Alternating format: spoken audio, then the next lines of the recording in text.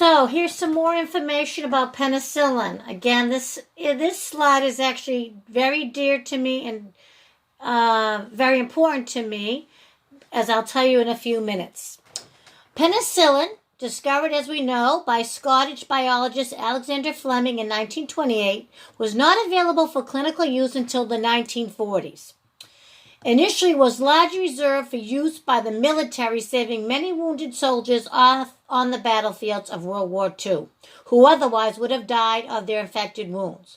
So just to give you a little background, World War II started in 1939 and went to 1945, and the United States joined the war after the Japanese bombed Pearl Harbor in 1941, just to give you a little history. Okay, so basically, they started using it in the 1940s for soldiers that were in the war. At this time, few civilians had been treated with penicillin until a Saturday night in late November of 1942, when a catastrophic fire broke out in a popular Boston nightclub that was called the Coconut Grove Nightclub.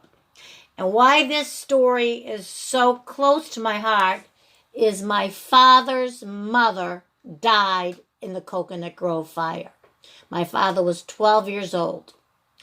So this whole thing is really the idea of this penicillin, and I had, my father's mother, my grandmother I never met, died in this fire. So again, that day, a much anticipated football game between arch rivals BC and Notre Dame was played, and the home team strongly was favored to win.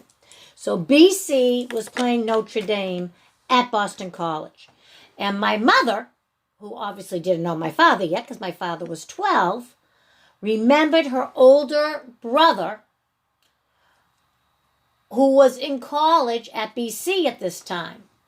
So him and his friends were going to go to the Coconut Grove, assuming the BC team was going to win the football game. But BC lost. So my uncle, who was, a young college student, did not go to Coconut Grove. So they think, what if BC won? How many more people would have been at the Coconut Grove fire that night? So this doesn't just affect my father's family, obviously more though was his mother, but also my mother's older brother was a BC student. So this is amazing that this happened right in Boston. Okay? The nightclub was packed anyway, even though BC didn't win, with many servicemen in town for the weekend. And when the fire broke out, most were trapped. The club had only a single revolving door entrance.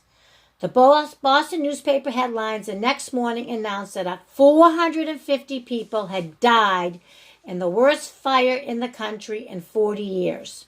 Another 42 died in the days that followed from injuries sustained by the fire. Most of the victims were taken to the city's large hospitals, and many were already dead or succumbed shortly after their arrival.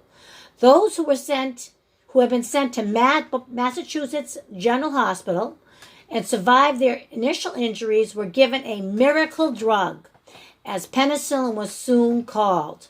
The drug could quickly cure the severe, often lethal staphylococcus infections that patients with burn-damaged skin can acquire. And the Mass General physicians managed to save far more victims than would have been possibly previously. Before Mass General had penicillin, most of these people that had burn victims would die of the Staph aureus infections. So this was the first big time that civilians were treated with penicillin, and again, it was in the early 1940s. So penicillin was not only a miracle drug for the soldiers fighting wars in World War II, but for the biggest fire in history that was in 40 years, this also saves lives of many people.